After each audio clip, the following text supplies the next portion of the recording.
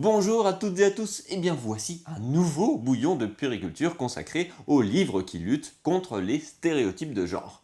Et bien pourquoi attendre? C'est parti, bienvenue chez Papa Papou. Et pour débuter, Longs cheveux de Benjamin Lacombe aux éditions Talent Haut. Loris est un garçon aux cheveux longs.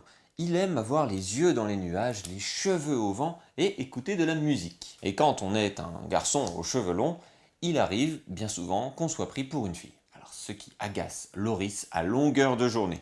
Il ne comprend pas, d'autant plus que des messieurs aux cheveux longs, on en connaît beaucoup, comme Tarzan. Les Indiens d'Amérique, Louis XIV, Rahan, Albator. Mais le vrai héros de Loris, c'est son père, un guitariste de flamenco aux cheveux longs. Et quand Loris joue à son tour de la guitare, eh bien, ses cheveux longs ne dérangent plus personne. Et surtout pas sa copine Elena. Une histoire tendre et touchante qui décoiffe les préjugés. Princesse rebelle de Holly Hughes et Deborah Allwright aux éditions Kiman. C'est l'histoire d'une princesse qui rêvait de devenir pirate et de partir à l'aventure à bord d'un grand bateau. Mais ses parents étaient plutôt du genre à organiser un grand bal pour essayer de la marier. Eh oui, mais les crapauds aux yeux globuleux et aux verrues sur le dos, eh bien, très peu pour la princesse. Elle décida alors de s'enfuir du palais pour devenir capitaine d'un bateau de pirates. Et avec ses matelots, elle se mit à voguer sur les flots, à la recherche d'animaux en détresse, à sauver. Et en plus, avec un petit peu de conscience environnementale, elle ramasse les déchets et les ordures de l'océan au fur et à mesure. Et au retour chez elle, ses parents acceptèrent de lui laisser vivre ses aventures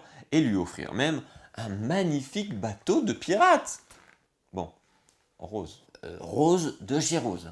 Bon, alors c'est le seul petit aspect déceptif du bouquin. Et alors aujourd'hui, plus besoin de trouver un prince. Elle peut s'amuser en toute liberté et faire des folies avec ses copains les pirates. Et tout le monde l'appelle même princesse rebelle. Les illustrations sont inventives, riches d'une très grande beauté et l'histoire nous embarque. Et ouvrira sans nul doute en grand les fenêtres de l'imaginaire chez vos enfants. Mr. Black de Miguel Pang et Catalina González Villar, c'est aux éditions Les Fourmis Rouges. Ce Mr. Black vit sur une île avec pour voisins des sorcières, des monstres et des fantômes.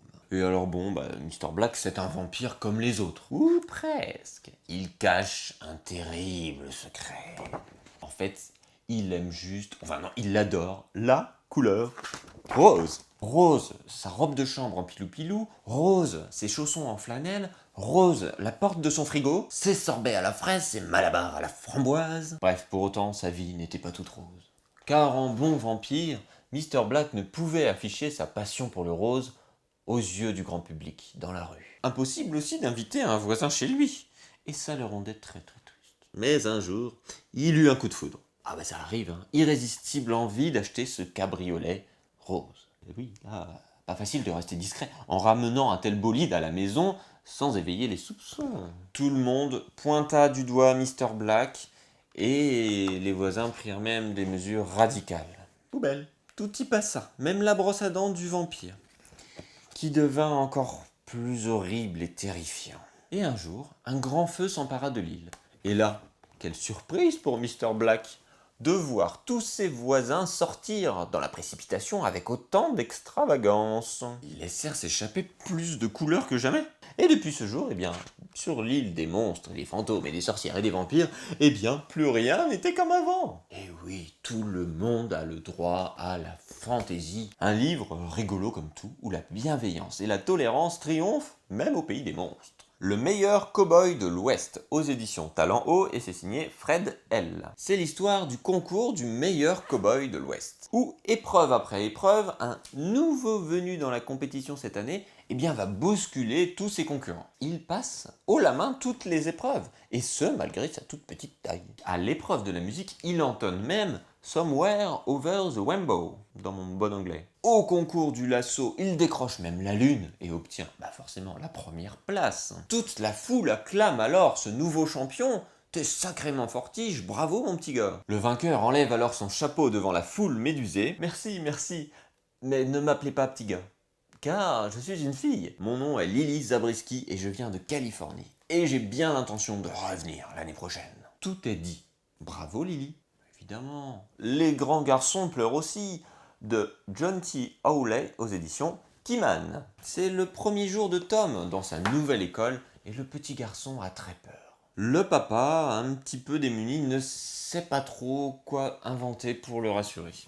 Alors il dit, les grands garçons ne pleurent pas. Tom ne pleura pas. Pourtant, sur le chemin de l'école, les grands garçons que Tom croisa, eh bien, lui montrèrent bien autre chose. En effet, un peu partout finalement, des grands garçons pleuraient. Aussi bien des gros durs, des poètes, des retraités, des soldats, des motards. Une larme coula alors sur la joue de Tom à son arrivée devant l'école. Et après une journée finalement plutôt sympa à l'école avec ses nouveaux camarades, il retrouva son papa qui l'attendait à la maison avec les larmes aux yeux. C'était ton premier jour dans cette nouvelle école et j'avais très peur pour toi, expliqua le papa. Papa, les grands garçons pleurent aussi, dit Tom.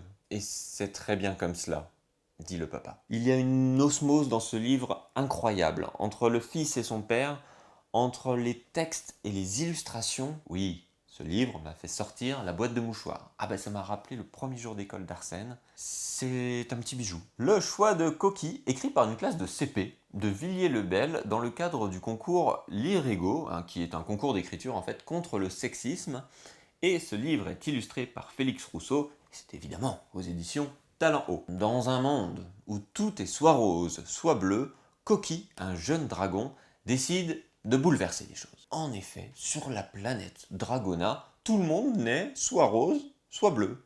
Et on doit se comporter ensuite toute sa vie en fonction de cette couleur. Alors en fait, les dragons bleus doivent se bagarrer, voler très haut et capturer des princesses. Les dragons roses doivent se montrer gentils, élever les petits et nettoyer les bêtises des dragons bleus. Mais Coquille, lui, il déteste se salir. Et il déteste aussi cracher du feu. En fait, il se sent différent de ce que les autres dragons attendent de lui. Et il décide un beau jour d'oser faire enfin ce qui lui plaît. Et d'autres dragons lui emboîtent le pas. Et depuis ce jour sur Dragona, eh bien les dragons ne naissent ni bleus ni roses, mais violets. Et chacun peut vivre sa vie sans se cacher ou avoir peur. Et puis quand je pense que c'est écrit par des élèves de CP, c'est super moderne, efficace et rafraîchissant. Et en plus de tout, les illustrations sont colorées et hyper attractives. Là, on dit félicitations. Et bien voilà pour ce nouveau bouillon de puériculture consacré à la lutte contre les stéréotypes de genre, parce qu'on en a marre. Hein. En plus, vient Noël. Wouhou, on va se régaler. Eh bien écoutez, n'hésitez pas à partager, aimer cette vidéo. Et puis nous, bien sûr, on reste en contact. Je vous embrasse. À très vite.